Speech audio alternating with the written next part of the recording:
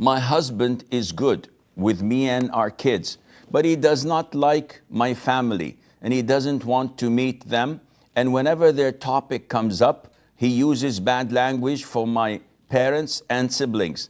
And it hurts me immensely. Any advice? Well, we have the long version and the short version. So the short version is, don't ever bring the topic to him. That's it. Never discuss your parents or your family or your siblings at all. The longer version would be, everybody has a particular shortcoming. We have our own flaws. And if you look in the mirror yourself, you'll find a lot of flaws. So in order for us to understand that we want others to accept us with our shortcomings and flaws, we also have to accept them with their shortcomings and flaws.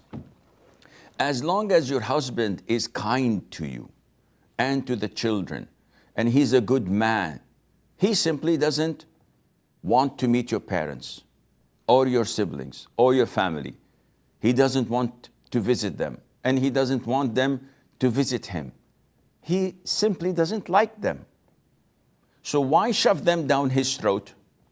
Why force them upon him when Islamically he is not at all obliged to go and visit, to go and speak to them, to go and be courteous to them, though this indicates, if he does, that he is almost perfect person. If I love someone, I love those whom she loves.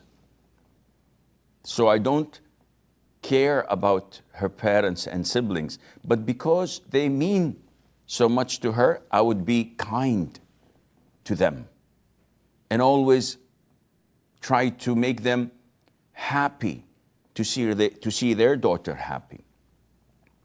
But this is not mandatory upon me. So if I don't want to see my in-laws at all, there's no harm done.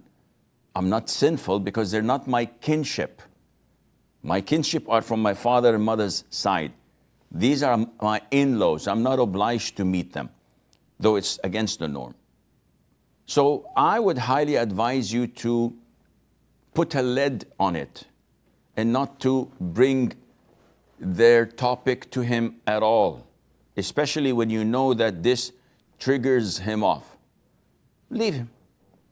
As long as he doesn't stop you from going, visiting, communicating with them, khalas, leave him. Never ask him to come and meet, and tell them that because of you, you don't want any of them to speak with him or to invite him to weddings. Just let him be in peace, and inshallah, this would work just fine.